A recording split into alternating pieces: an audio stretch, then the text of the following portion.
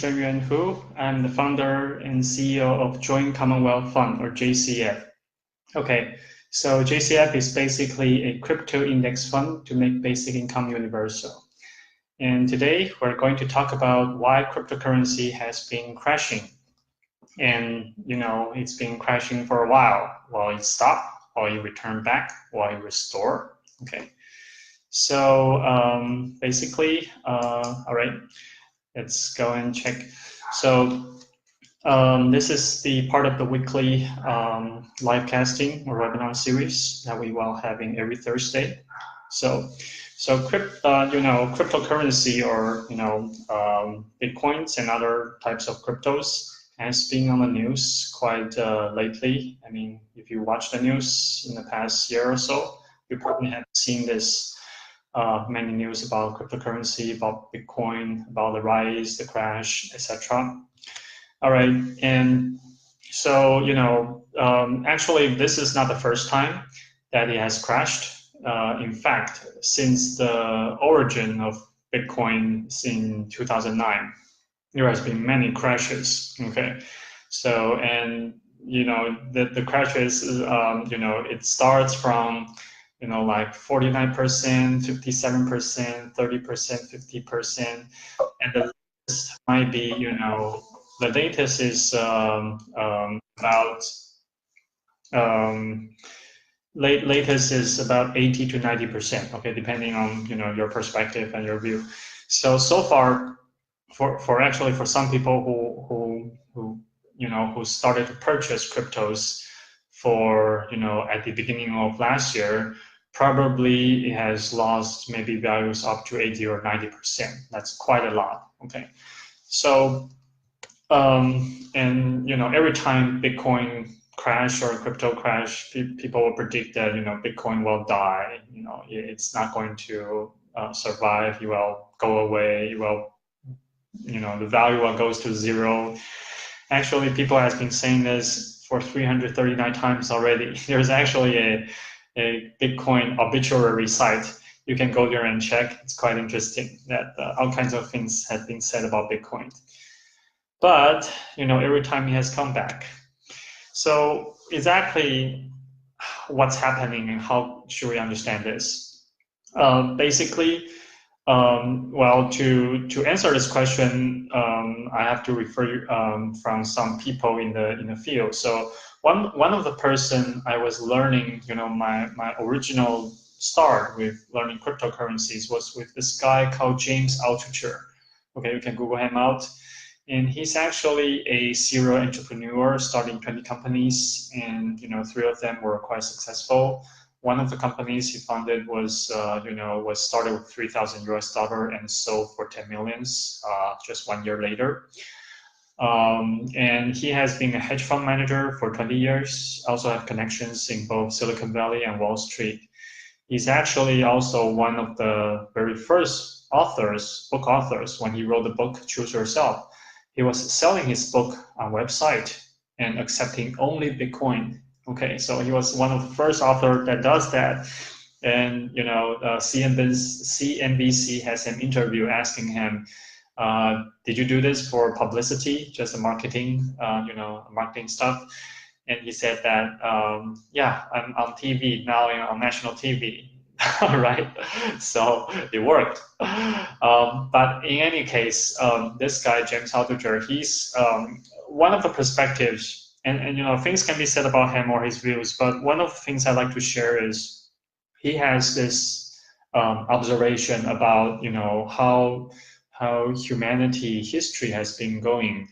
So he mentioned something about if you look at our society, we started from trusting gods.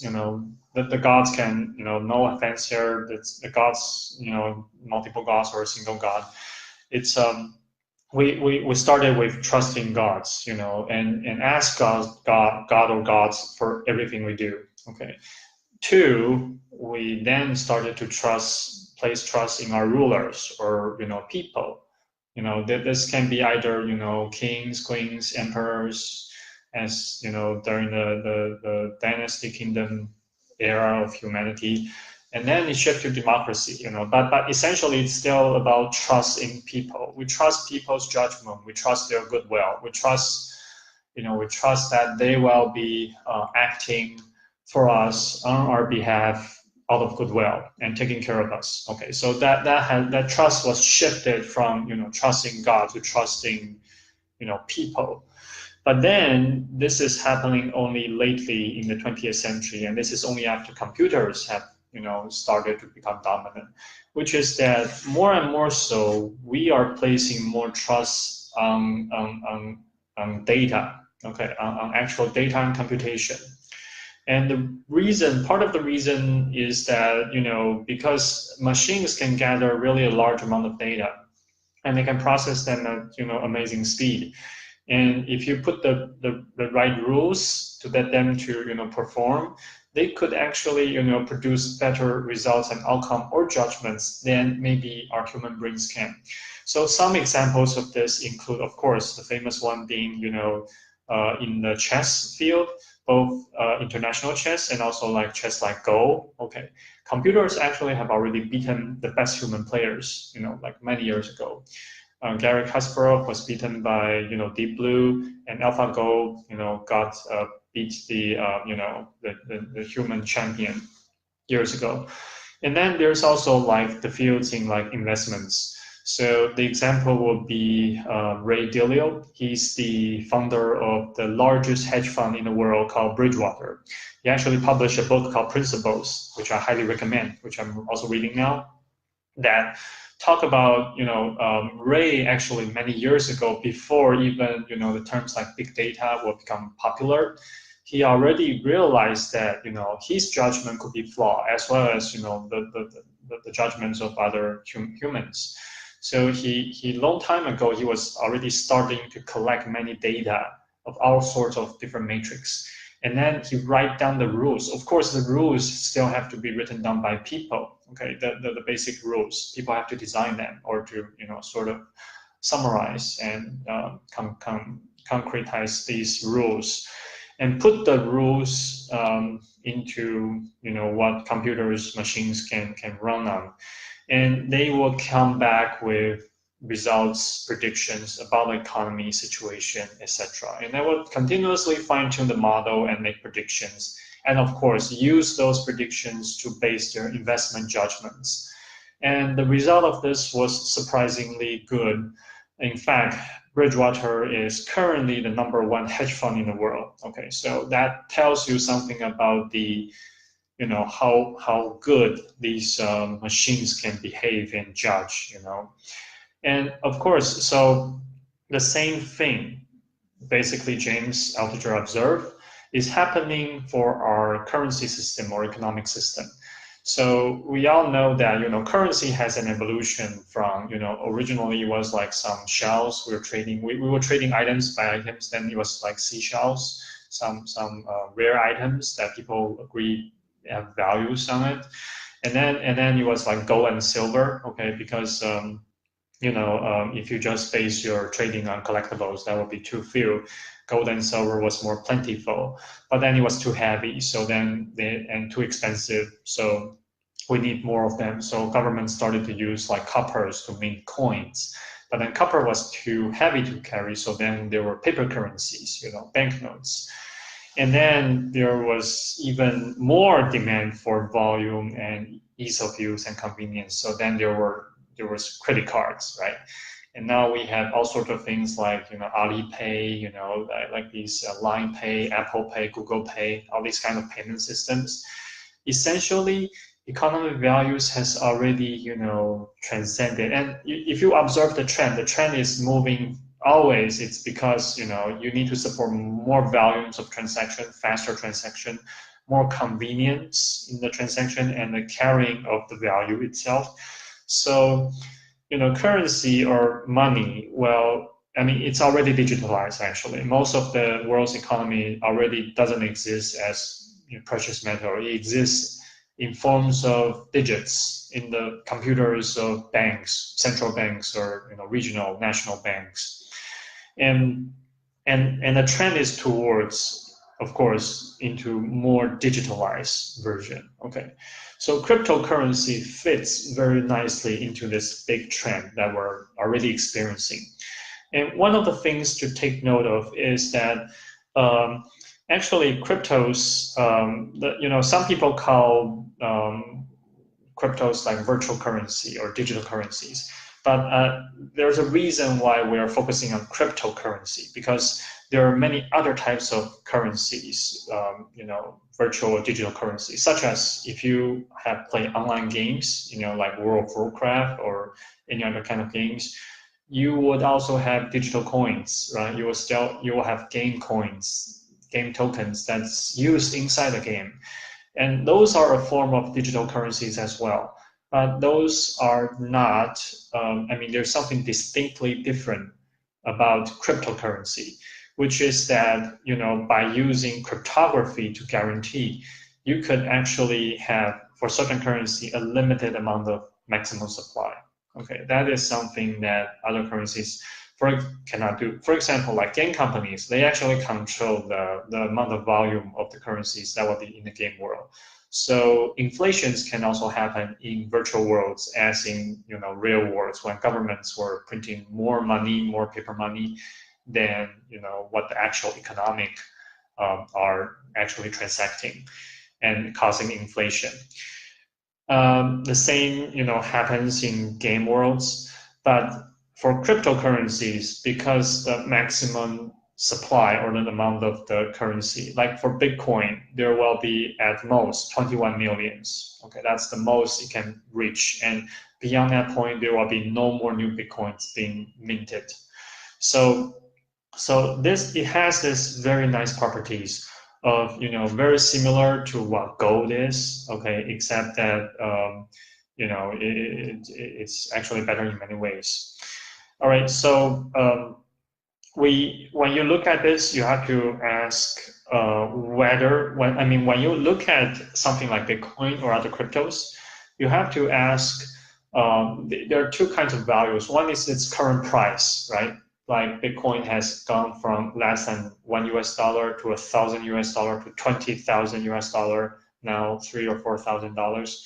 The price are fluctuating, but you have to ask, does it have any intrinsic value that's behind? So besides the price that we're seeing fluctuating, we also have to ask, is there something that's intrinsically valuable beneath the surface, beneath the market price? And if so, what that value might be, okay? And what's the source of that kind of value? So to answer this question, we have to look at, this is one of the criteria that Warren Buffett always asks and judge, whether something has intrinsic value. And to be sure, Warren Buffett is speaking against things like cryptos, okay, because it's not something that he's familiar with. It's not like stocks or companies that's generating profits. But one of the things is that, to say the very least, there's one thing that Bitcoin already has established itself as something of intrinsic value, which is as the common trading tool or token for all the rest of the cryptocurrencies. Okay, so one of the central thing is, right now, some of you might know, some of you might not know, it's not just Bitcoins or Ethereum or Ripple, these coins. There's actually 2,000 cryptocurrencies out there now, and because it's very easy to create a new currency, so there's going to be more. And as more companies are taking note of this and releasing their own cryptos, there's going to be more. All of these currencies, you don't necessarily can buy them with US dollar, or Deutschmark, or or whatever currency, fiat currency you have. But you can buy them with Bitcoin. Okay, so all the cryptocurrencies, you simply can purchase them with Bitcoins or Ethereum. Okay, these two currencies. These two cryptos. So what this means is that Bitcoin actually has already become the de facto, standards for all crypto trades. And this is significant because, if you believe that cryptos or blockchain, even if you don't believe in, cryptos as a financial instrument, but you believe in blockchain as, there can be many uses for blockchain. Because it's simply a distributed ledger that an account book that records all the transactions. So you can use it to record like votes. You can use it to record things like insurance policy, like transactions. You can use it to track like the history of the food. Farm produce. You can track the records from source all the way to productions, etc. You can use it to track all sorts of things. If you believe that blockchain will also be on the rise, because the blockchain necessitates tokens or coins that could be used along with that within the technology. So if you just believe in the rise of the blockchain, then all these cryptos, you will have to buy them, and you can buy them with Bitcoin. Okay, that's one of the interesting things. So already there's some kind of fundamental value behind Bitcoin.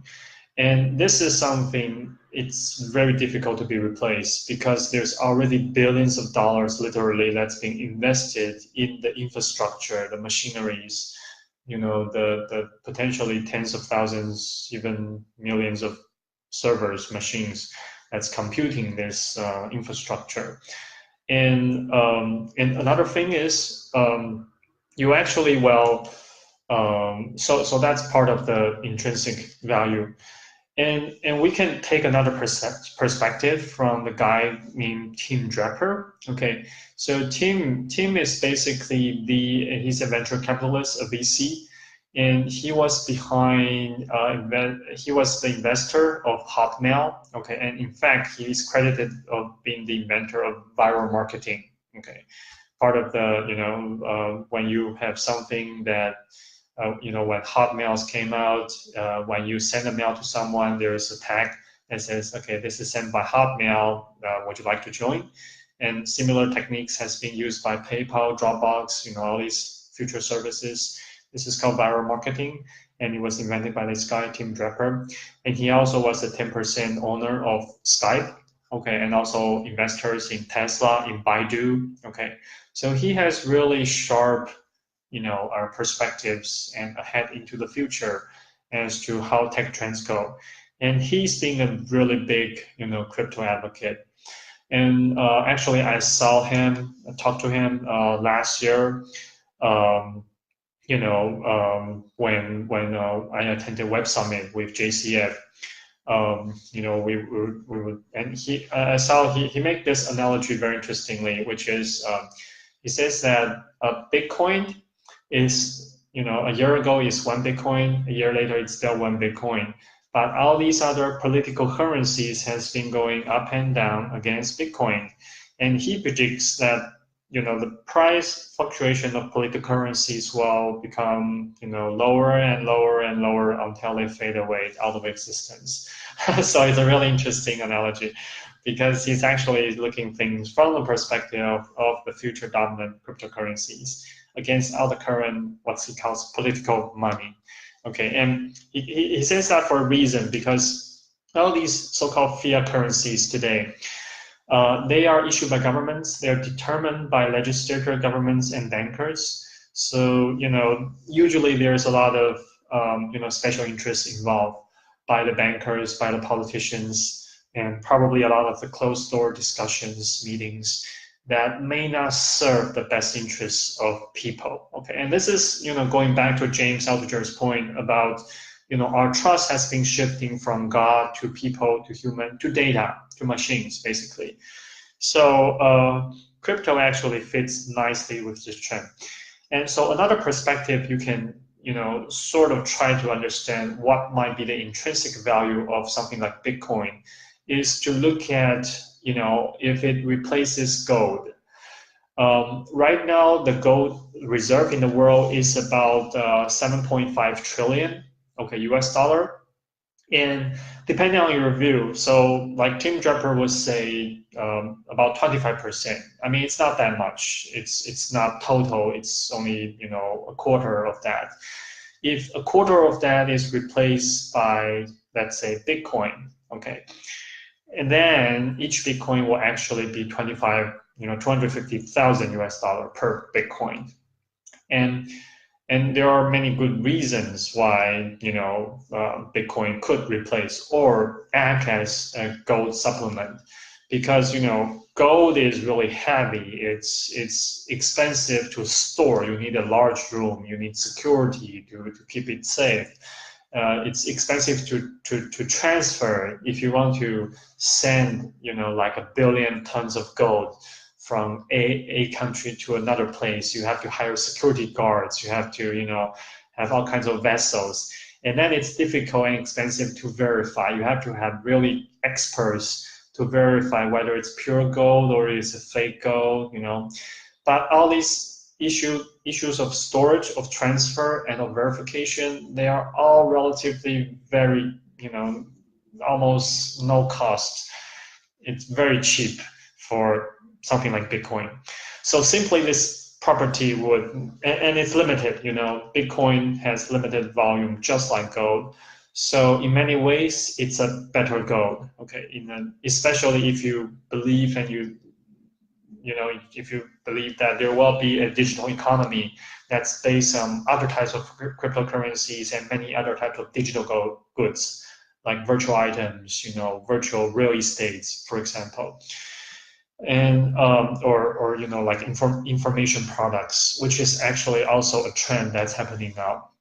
So if you look at all these trends, well, depending on your perspective, 25% replacement would actually make Bitcoin 250,000 US dollar. And even if just 5%, okay, that would still make each Bitcoin worth 50,000 US dollar. Okay, so well, that's one way you can look at the intrinsic value of Bitcoin. And you know, right now it's at 3,000 to 4,000. So that means there's at least 10 times, you know, 10 times to 50 times as much of growth potential for Bitcoin alone. All right, so that's it for this week's Bytecast webinar. And I hope you enjoy this, enjoy our perspective. And if you're interested to learn more, please go to our official site at jcf.world. You can check us out. And also, if you have any suggestions, comments, questions, feel free to ask. You can you know, go on our Facebook page or send an email to us, and we will try to, you know, talk about things that might of interest to you in next week's weekly live webinar. All right, so thank you very much, and wish you all a pleasant 2019.